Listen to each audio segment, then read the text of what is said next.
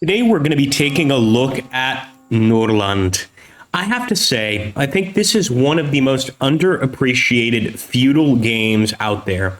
And that's exactly what this is. It's a feudal simulator. It's that simple.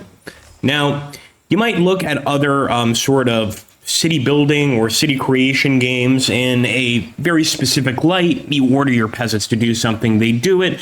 You control your peasants directly, but that's not so in Norland. You see, in Norland, you actually have a royal family, and this royal family, much like in a game such as Crusader Kings 2, sort of takes precedence over everything else, and they are what you're going to be controlling. As you can see, your nobles or your royal family, they're going to have their own private quarters away from the peasants. And whenever you have peasants or whenever you have any tasks whatsoever, such as farming, you're actually going to need to assign one of your royals to manage that particular job. Now, we've actually got our son Lutovoy, who's managing two of the farms here, but Magda and Radover, our king and queen, can manage the other ones. It's really up to you. And each of these nobles, as you can see, have different thoughts, different skills, abilities, and also some of them get upset for different reasons. As you can see here, our son Lutovoy slept with a peasant, and he has no rings. And of course, that can really upset a young fellow like Lutovoy, 39. He's not quite young, but what we're going to do is we're actually going to reward him. And this is just one of many ways in the game to get your peasants on your side. Much like games like RimWorld, things like that, people can get sick, they can die for various reasons. All sorts of different things can occur. People can have children, etc.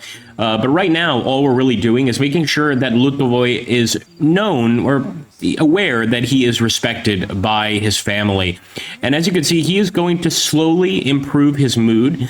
We're going to give him some rings, of course, a gift. And over time, he is going to become a more loyal lord. Now, so many other things take place in this game. That's just a very tiny part of it. The rings are very important, and these are holy rings that we can only purchase through the actual tradesman. And this tradesman, believe it or not, is defended and appointed by the church. He comes through about once a week, and we can trade gold to him. Now, our economy is entirely based on what our peasants' needs are primarily, but it's also based on something else, and that's going to be the trade around the world. There's various towns nearby over here. And for instance, right now, we've got a trade relation with Treewood over here, but we don't just automatically get a positive trade relation. You see, these other places have their own kings and queens, and if we want to improve those relationships, we can spend time with them, we can send an envoy, we can offer gold or rings, or we can go hunting. And actually, that's what I'm going to be doing right now, is sending my king over to go hunting with King Greiland, and hopefully, over time, we'll become good friends, and he'll actually want to trade with us. And that's when you get something like this. As you can see, we've got a moonshine trade agreement with one of the kings to the west, and every single day, moonshine comes in, and we give gold for the moonshine. Now, you might be wondering, well, why are you paying for the shine? Why can't you just make your own? Well, you can, and that's actually why we have a rutabaga farm over here. We use it to produce shine, and the peasants will buy it at the market at the end of the day. They'll buy food, they'll buy shine with the gold that they earn from working. Feels an awful lot like a modern day economy, frankly, but I guess we grow closer to feudalism every single day that goes by. And you can see the peasants live in these sort of shacks. They have their own needs. Right now, it looks like they're eating. Their mood is okay, but you can go through all the peasants and you can kind of see how they're feeling. Again, the yellow indicator will let you know that they're getting some of their needs are not being met. And you can see here that there was a bad omen, a bad religious omen. And the moonshine that we're currently making, it's not very good. It's quite repulsive moonshine. Now, there's a fix to that, as there's a fix to just about anything in this game. And the fix is usually to upgrade the buildings. We can also trade for better moonshine, which is what we're currently doing. And we can have our king upgrade this to a better brewery. Of course, for this, we actually need bricks, and we do happen to have a few bricks. So I am going to upgrade the moonshine, or the brewery here. It doesn't just produce moonshine, by the way. It can also produce ale. And sure enough, just when I was talking about the foreign trade, there we go, we get an indicator. So let's take a look here. We're going to go back to the world setting. It looks like we had a good time there with King Greilin's family.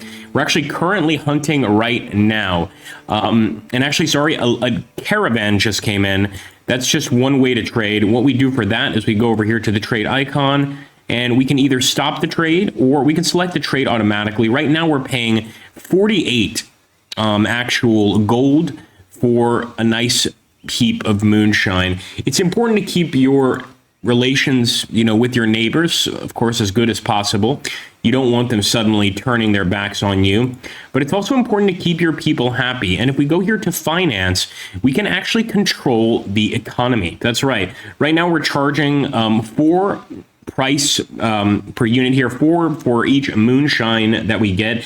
And these are the wages that we're giving all of our peasants. We're giving our peasants about 8 gold coins a day, and the warriors are getting 8 gold coins. The unemployed, they don't get anything, as it should be, right? But again, once we produce these things, and this is just one of many things that we can produce, the peasants will purchase those things. How can we learn to make new things? And again, I almost should make an entirely separate tutorial video because the game can be somewhat complex. But what we do is we buy these books from the Holy Envoy or the tradesman, and we have our nobles, the only ones capable of reading, actually study the books. And much like true medieval times, the books will occasionally arrive in a language that our nobles have not yet mastered, and we need to actually translate the books before we can start reading them. The levels of depth to this game are deep. I mean, really, really deep, and I quite enjoy it. We haven't even gotten to the actual warfare element of the game. There is a warfare element, and bandits will occasionally attack.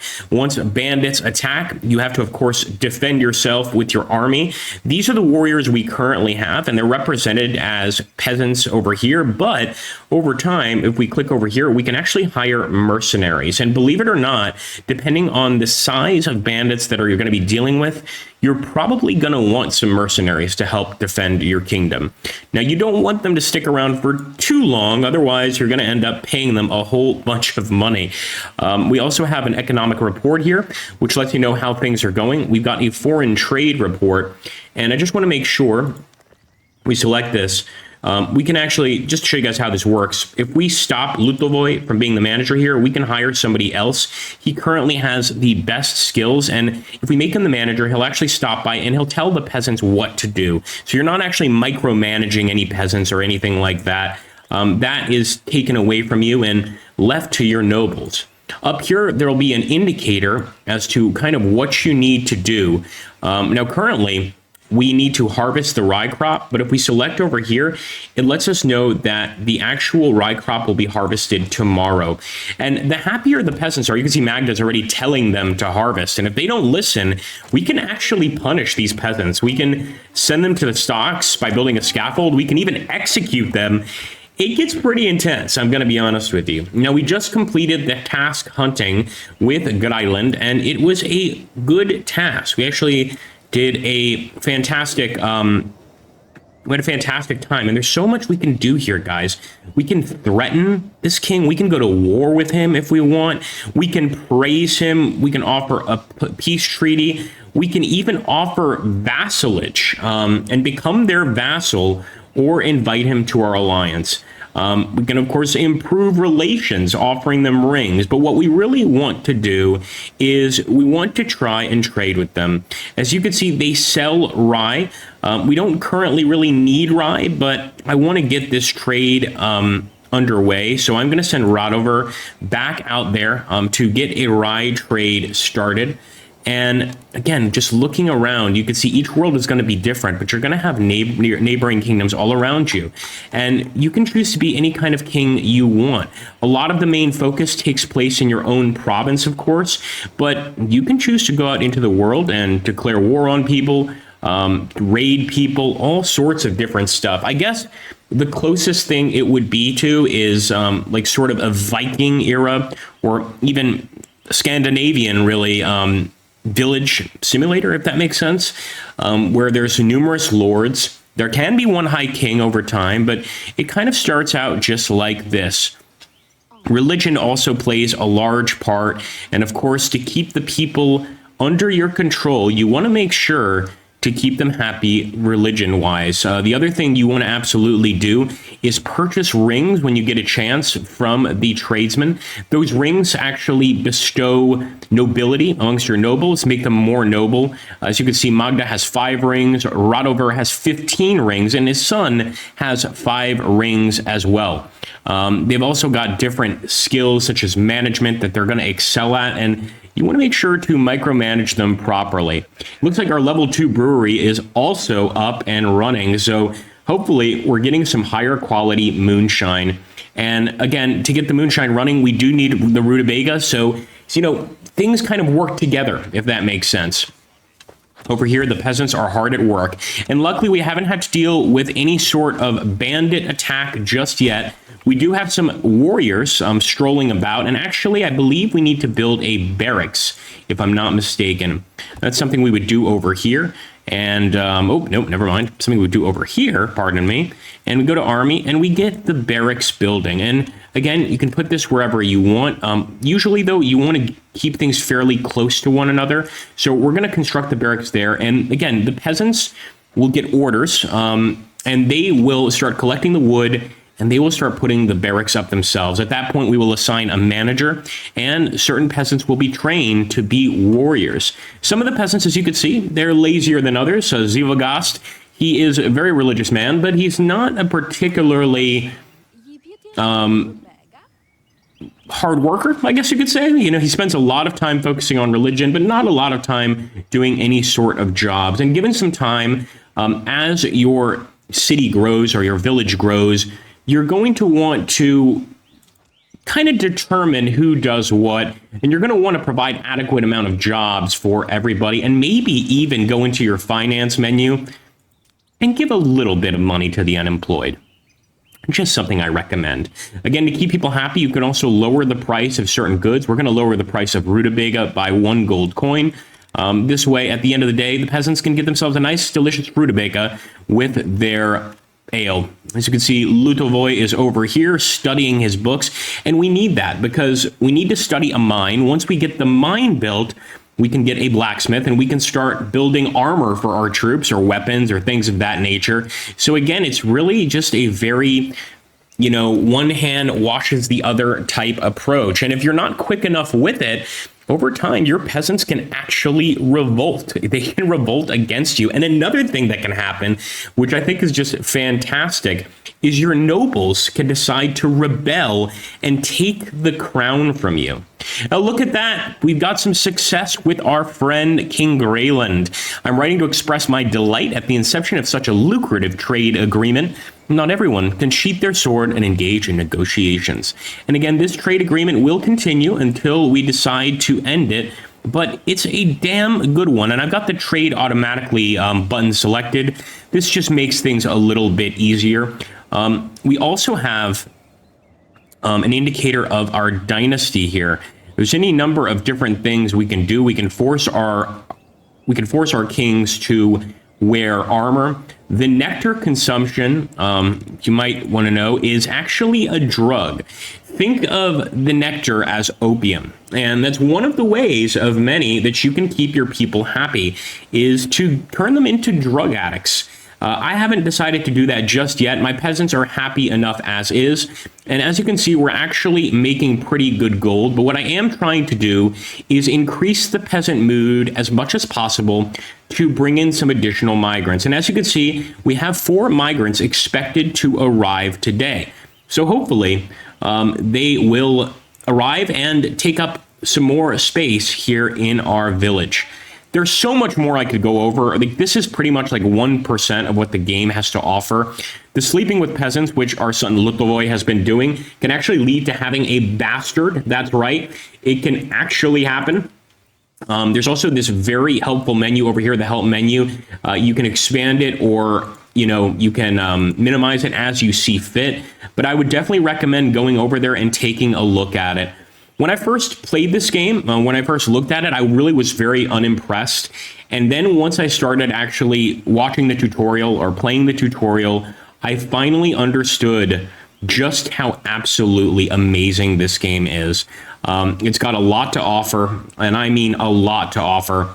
And look at that. We've got Radovar and Magda are talking. They've had some marital problems, but it looks like they're actually talking, settling things out. And I think given some time, we're going to expand our village even more. This is a very promising start, of course, for the village, but we're going to need, again, a little bit more given time. Again, harvesting the rye crop. They're supposed to have harvested it already. We don't have many workers here in the rye field. And what we can do, we can prioritize this, and that'll make sure that the workers actually go to work a lot faster. As you can see there, I believe they're going to start harvesting right away. And we're going to prioritize over here as well. So they'll focus on, of course, getting all of that rye, bringing it to a location like a mill to be harvested, and ultimately we will use it to make more powerful ale, better food, and at the end of the day, of course, our wonderful peasants will all meet at the market or at the tavern to have their meal. I will say also in this game, it's usually better to upgrade buildings as opposed to just building new ones, and most of the time that's something you can do. So lords who left or were disowned from their family and did not join another, they arrive with holy caravans and can be hired with holy rings. And I've actually never seen this happen, so we just got a freelance lord that arrived, and I believe we can actually bring him into our royal family. The larger your settlement, the greater the need for lords. To alleviate this need, you can hire a free lord to help delegate some tasks. Free lords are hired for 10 days, after which they will leave the settlement. Okay, he's going to be arriving with the Holy Caravan, and I think I'm going to hire this free lord. You can see our warriors are getting paid as well, but I think that's just fantastic. Get a free lord and hopefully make things just a little bit easier. And there you go. The peasants are buying their food. I like it. I like it a lot. Again, I want to see where that free lord is.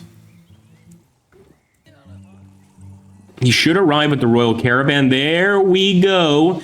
And this is the royal caravan. So I was telling you guys about this before.